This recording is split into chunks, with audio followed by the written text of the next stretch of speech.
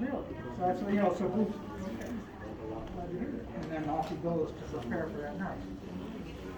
So he really didn't know he was going to shoot the president until that very morning. I mean, he was thinking about it and then having various ideas and really was going to bring that off as the Confederacy's losing. Lee had surrendered. The war's just about over. So he's getting angrier and more desperate. And so he's thinking about it. And then that morning, there's the opportunity. Perfect. I know the play. I know everybody here. I know where he's going to sit. Got it all lined up. So he planned it out the rest of the day. Because there's a lot of things written about Booth's movements throughout the day. They said some saw him watching a rehearsal here. And he roamed around in the theater, and he'd set up a barricade in there so that when he went into the box, he could wedge the piece of wood behind the door, lock it, so that nothing could come in after him. Oh, and that's why he jumped over. Yeah, that was the plan. He jumped over. Someone behind the scenery, there's a door still out there that goes to the alley, still behind the theater. And one of the kids who does odd jobs here was just holding his horse. Someone said, hey, hold Mr. Booth's horse for a while. He's going to be inside with us. So, he's just waiting. That was the plan. He knew he wouldn't go out the same way. So the plan was to jump down, and he wanted everybody to see it. He wasn't trying to hide. I mean, he's killing, in his mind, he's killing the tyrant, Lincoln, the guy that's destroying the South, that's freeing the slaves, that's repressing civil liberties, that's arresting people without charge, shutting down newspapers that don't agree with him. He said he's a tyrant. This guy's a dictator. So we want everybody to see he's killing a dictator, just like in ancient Rome. Because a lot of people knew Shakespeare, including Booth. And in ancient Rome, Brutus becomes a great hero for killing Julius Caesar, the dictator. So Booth, that's why he says Sic Semper Tyrannis. That's Latin. He's kind of making that analogy. He's doing the same thing. He was from Maryland? Yeah, he grew up in Maryland. His parents were both from England. His father was a great English actor, came to America as a young man. His mother was a flower girl, and his father met her when she was very young, as a teenager in England. They both came over here. And he ended up living in Maryland, outside of Baltimore. His house is still there. You can actually go see it. And that's where he grew up. He had two older brothers that were actors, as well as him, so that's what the family business was. Booth's dad was a famous guy in America, kind of a temperamental guy, a little bit crazy is what they said. Booth's oldest brother was a Union man. In fact, him and Booth didn't even talk anymore for the last year or so of Booth's life, of Tom Wilkes' life, because they didn't get along. Because the oldest brother would say, I can't talk to him anymore. He's crazy. He's just crazy with his and all this stuff. Wasn't his brother an actor as well? Yeah, Edwin, the oldest brother, who was the Union man, was actually, theater historians think of him as one of the 2 or 3 greatest actors in the 19th century. He was an even bigger star than John Wilkes, and for many years after the war, and after the assassination. At first, his name is Booth, and that wasn't very good. So, but after a while, when people realized that Boucher, no, he's a Union man, he's a support, he's nothing to do with this, that's his brother. And his career took off again, and that's what he did. So. What's the seating capacity here? Right now, it's 2 levels, 650 seats.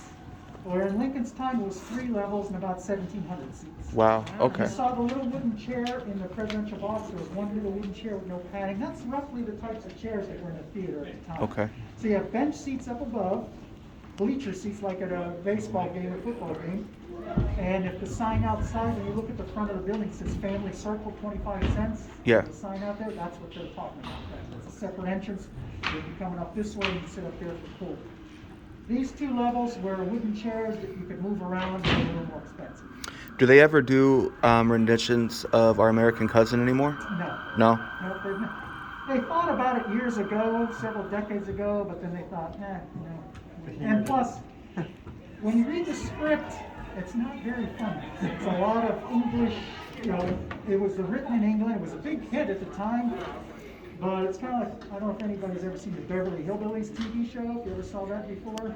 Yeah. But anyway, it's kind of like this country boy from America goes to England and claims some family fortune, and that's the Our American Cousin part. And there's a lot of jokes about these, stuffed shirt snobby aristocrats in England that can't stand the sight of him. He doesn't know which fork to use, or hold his pinky out for the tea and all that kind of stuff.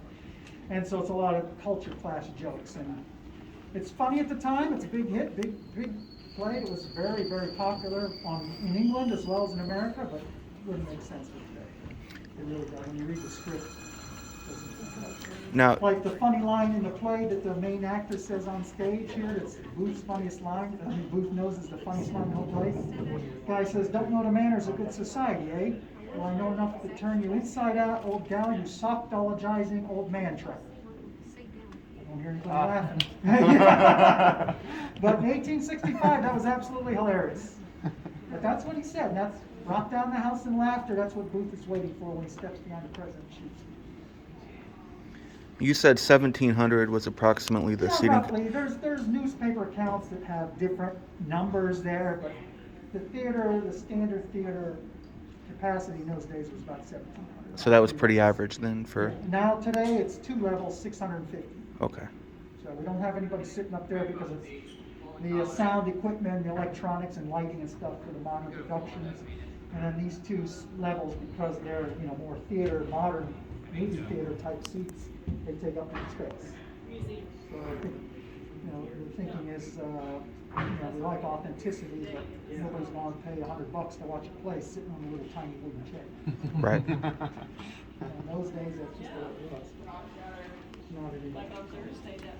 Yeah, 650 on 2 levels. Thank you. Sure, but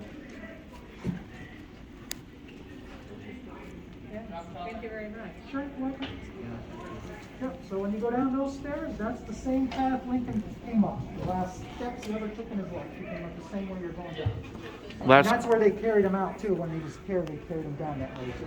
Oh, okay. Could you maybe talk for just a moment about is it the Peterson House? Yeah, unfortunately so, it's not open because right. of the COVID. Normally it is. It's part of the Park Service. Yeah, after he was shot, there happened to be several doctors here, including one sitting a couple rows away from the box. And he's the guy that kind of stayed with him the whole time, left a great account of what had happened. But after the president's shot, they lay him out on the floor, examine him. He ain't gonna make it. So they said, well, we don't want him dying on the floor here. We don't want we can't take him back to the White House. He won't make it. So we'll get him out of here and we'll do something. So they rounded up some soldiers who just happened to be here. They carry him down, carry him out into the street. Not sure what they're gonna do. It's a rainy, drizzly night. And one of the boarders in the Peterson house across the street, he had heard all the yelling and commotion outside, so he had come out on the front step holding a candle, said, hey, bring him in here. So they looked at the doctor who was leading everything, he gives the nod, and they take him in there. And they took him into the back room there. Guy whose room that was, it was Friday night, he wasn't home. So they took him back there, and that's where he would spend the last 9 hours of his life comatose in that back room, died there the next morning. No connection to the Petersons, never met him, never knew him. That's where they brought him to get him a comfortable spot and wait it out. Perfect. Thank you very much. Sure, you bet. You're welcome.